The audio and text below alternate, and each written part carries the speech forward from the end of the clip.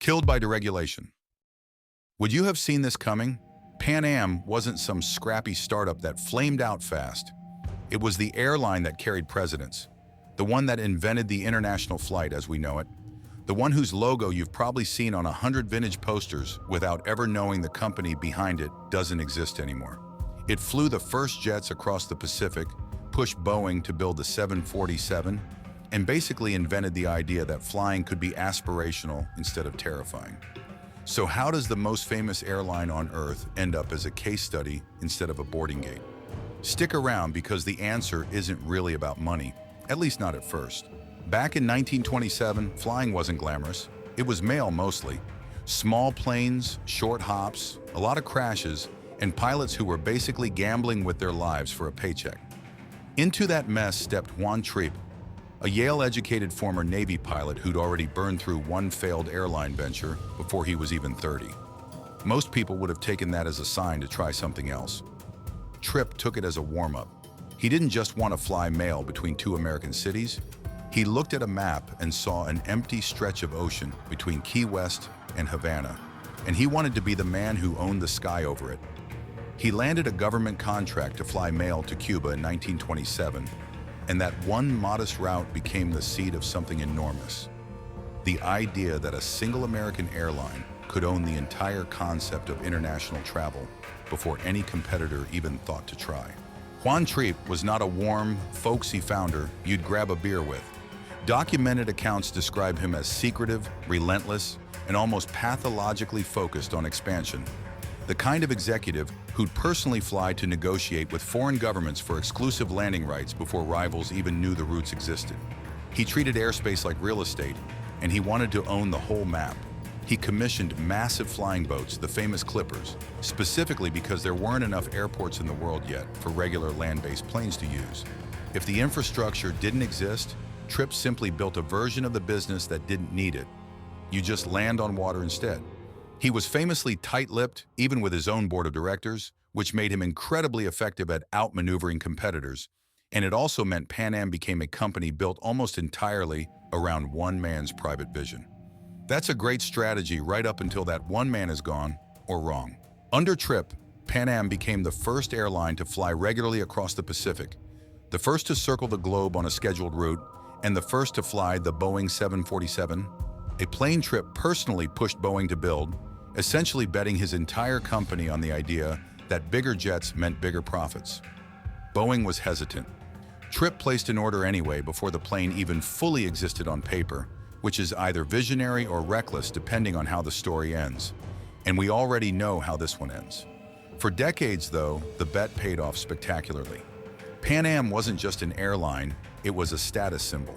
Flight attendants were trained like ambassadors, selected and groomed with the kind of rigor most companies reserve for diplomats.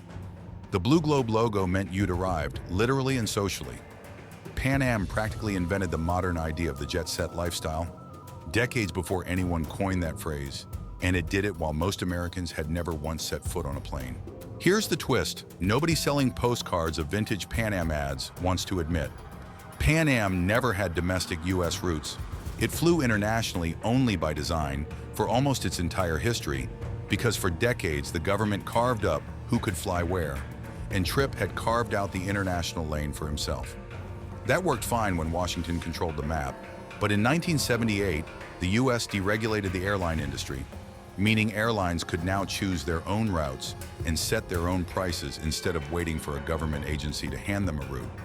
Suddenly, domestic carriers like United and Delta could build sprawling networks of connecting flights, funneling their own passengers overseas through their own hubs. Pan Am, the biggest international name in the business, had no domestic feeder network at all. It was an ocean liner of a company with no river to reach it. The ground was shifting fast, and Pan Am was standing on the one patch that had just become obsolete. Trying to fix the hole, Pan Am bought National Airlines in 1980 for roughly $400 million, finally getting domestic routes to feed its international network. On paper, it made sense. In practice, it was chaos. National's fleet used different aircraft types than Pan Am's, meaning separate maintenance crews, separate parts inventories, separate pilot training. None of it shared efficiently. Labor contracts clashed. Integration dragged on for years instead of months, and the timing could not have been worse. The acquisition loaded Pan Am with heavy debt right as fuel costs spiked following the 1979 oil crisis and the U.S. economy slid into recession. Instead of solving Pan Am's structural problem, the merger just added a second, more immediate one. A mountain of debt with high interest payments attached to it, right when revenue was shrinking. Then came Lockerbie. On December 21, 1988, Pan Am Flight 103 was destroyed by a terrorist bomb over Lockerbie, Scotland, killing all 259 people aboard and 11 more on the ground. It remains one of the deadliest terrorist attacks in aviation history. It was first and foremost a human tragedy, and it's worth saying plainly. Real people lost their lives, and their families spent years afterward fighting for accountability and answers in court. But it was also, coldly, a financial catastrophe for the airline. Bookings collapsed almost overnight. Lawsuits from victims' families piled up for years. Security costs soared industry-wide, and the brand that had spent 60 years meaning glamour and glass-clinking champagne now carried in the public's mind an association with catastrophe it could never fully shake. You can't advertise your way out of that kind of headline. Through the early 90s, Pan Am did what dying giants often do. It started selling off the very things that made it valuable, piece by piece, just to keep the lights on a little longer. It sold its prized trans-Pacific routes, the ones it had pioneered decades earlier, to United Airlines. It sold its landing slots at London Heathrow, some of the most valuable real estate in the entire aviation world, to Delta. Each sale bought a few more months of survival and quietly gutted a little more of what actually made Pan Am, Pan Am. It's a bit like a museum selling off its own paintings to pay the electric bill. Technically, you're still open, but there's less and less reason to walk through the door. By the time the Gulf War sent oil prices spiking again in 1991, there wasn't much left in the building to sell, and there was no cash left to burn.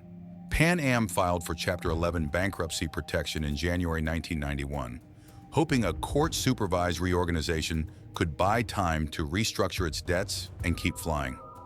For a while it worked. Pan Am kept operating planes even during the process, which surprises people who assume bankruptcy always means an instant shutdown. It doesn't. But a proposed rescue deal with Delta, which would have injected fresh capital in exchange for a stake in a slimmed-down Pan Am, fell apart. Funding dried up completely. And in December 1991, after 64 years in the sky, Pan Am shut down operations entirely and liquidated.